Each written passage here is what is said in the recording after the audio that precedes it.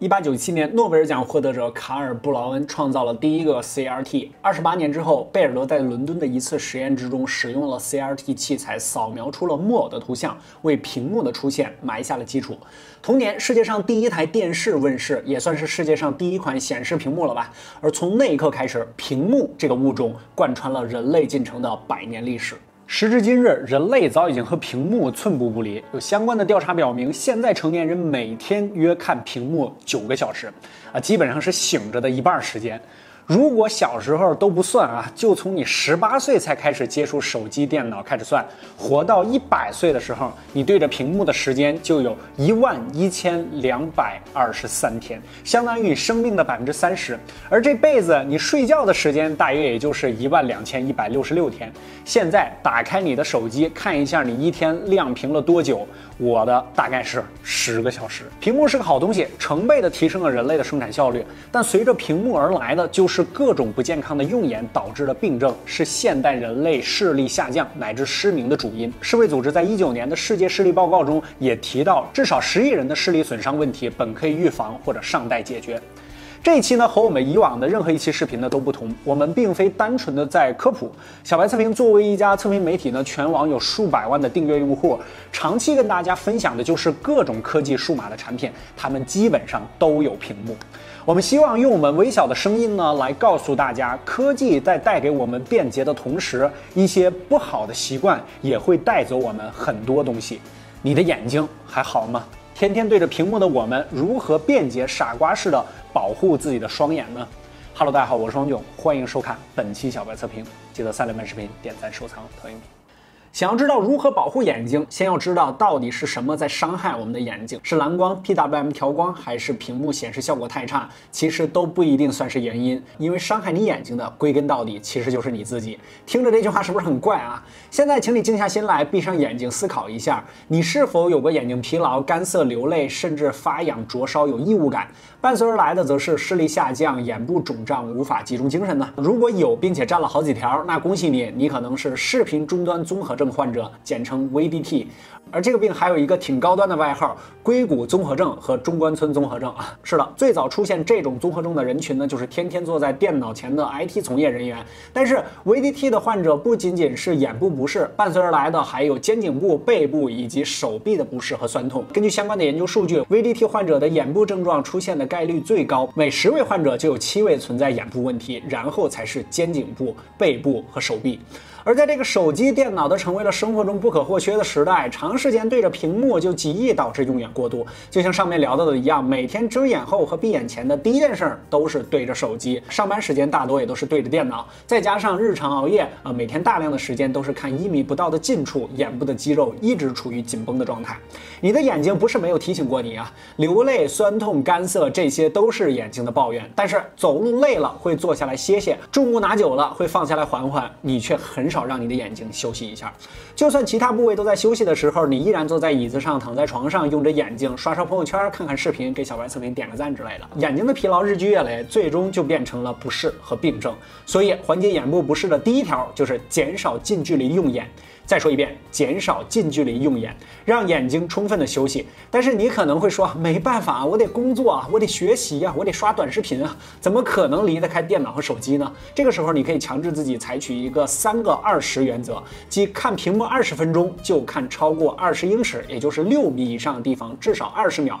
或者眨20下眼。这不仅可以放松眼部，也可以缓解你日益紧张的颈部，因为人眼在观察近处的时候，不仅仅眼肌在用力工作，同时也会让肩部和颈部一并紧张，于是你就出现了含胸驼背、头部前倾的问题。说实话，就像我一样啊，是的，我就有很严重的头部前倾，而这又导致了眼睛更加靠近屏幕，一个恶性循环就来了，然后最终视频终端综合症就来了。大学的时候啊，我的整个状态是这样的，妥妥的精神小伙有没有？但是毕业创业2年，由于长时间的对着手机、电脑屏幕，加上不注意，就变成了这样。当然我知道还有我的头发，我就是一个你们很好的反面例子。一直看视频导致的后果呢，也不仅仅是眼肌长时间紧张工作，在观看屏幕的时候，眨眼的次数也会降低。这个不说，你可能真的没有注意到。一般情况下，普通人眨眼的频率在1分钟20次左右，而在观看屏幕的时候，可能会下降1倍的频率，不到10次。不信，你可以注意一下，看视频的时候，你眨眼的频率有多慢。我们也在工作室内部计算了一下同事工作时眨眼的频率，10秒钟左右一次，1分钟只有6到7次。如果你在玩快节奏的游戏，比如吃鸡、跑卡丁车，这个频率可能会更低。眨眼次数变低，一个直接的后果就是导致泪膜的蒸发。一层覆盖在眼角膜之上，仅有10微米左右厚度的液体，这层液体可以保持眼角膜的湿润，减少角膜上皮细胞干燥脱落的问题。同时呢，角膜还可以改善眼睛的屈光问题。角膜本身并不是完全平滑的，泪膜正好可以填补细小的凹痕，增加角膜的屈光，从而让你看得更加清楚。并且泪膜厚度也并非平均分布的，而是中心厚、周围薄的结构，这就让泪膜起到类似透镜的效果，同样起到了改善屈光的作用。是的，这层只有10微米左右的液体对眼睛有着至关重要的保护作用。每一次眨眼呢，都是对泪膜的一次拯救，重新塑造形成，并且可以让你的眼睛短暂休息一下。但是看屏幕的时候，眨眼的次数降低，泪膜暴露在空气中的时间就更长，更容易蒸发掉，从而导致干涩、酸胀和流泪。举个例子夏天当你开着小风扇对着面部吹风的时候，眼睛是不是比平时更容易干涩难受啊？这就是吹风导致的泪膜更快蒸发的结果。一般来说呢，泪膜的正常蒸发时间应该是大于10秒的，1分钟眨10几次就算正常。如果低于10次就明显偏少了。多眨眨眼睛可以让眼睛更加水润明亮。没错，保护眼睛最简单的方法，多眨眼就可以了。够简单，够傻瓜吧？但是如果你已经出现了日常的干眼、流泪、红肿等问题，还是最好进行就医，而不是自行购买眼药水使用。不恰当的使用眼药水只会加重眼部的问题，比如轻量感的眼药水可以短暂缓解干涩、红肿、酸胀的问题，但是这相当于用咖啡提神，短暂的会让你失去疲劳感，但是咖啡因过劲儿的时候，你会更加的疲劳。同理，眼睛也会更加的难受。毕竟滴眼药水并没有解决眼部疲劳和眨眼过少的问题，同时经常使用眼药水也会减少泪腺的分泌，从而加剧了干涩、红肿的问题。没有医生指导，尽量不要使用眼药水啊！我想看视频的你，是不是很多人已经形成了使用眼药水的习惯了？最后我们要聊的问题，则是当今年轻人十有八九都存在的10米外雌雄同体，20米外人畜不分，30米外六亲不认的近视。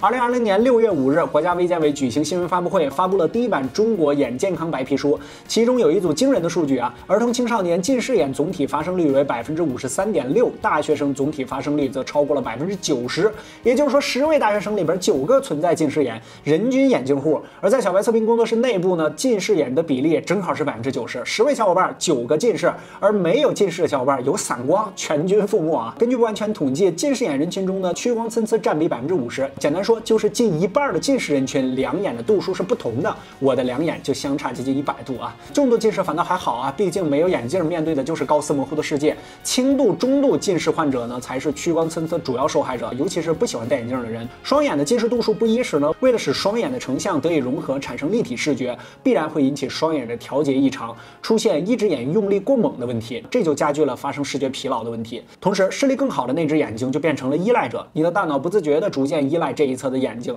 导致另一侧得不到正常的使用，进而弱视、外斜视。反过来，视力更好的眼睛压力更大，也更容易出现视觉疲劳。解决近视、屈光参差等问题没办法了，只有戴眼镜了。一环扣一环啊，你良好的视力就这样离你而去了。而 PWM、蓝光危害这些至今仍未有明确证据和结论的问题，在不健康的用眼习惯面前显得都不值一提。当我们注意到工作室的每位小伙伴都几乎有眼部问题的时候，在我们看到中国眼健康白皮书里面大学生近视率超过90%的时候，我觉得我们应该多少做出一点微小的努力。我们购买了书籍资料，也参考了许多眼科医生的文章和付费内容，但是依然有许多的问题没能提及，比如眼压高的危害、高度近视导致的青光眼，甚至视网膜脱落等问题，这些都是可以避免的，只要你行动起来，按我们说的做到3个20的法则，多眨一眨眼睛，以及戴上一副合适你的眼镜，这些问题都可以改善甚至避免。为了让你用一双健康的眼睛可以一直收看小白测评的视频，为了让你多打2年游戏，多看几年漂亮的小姐姐们、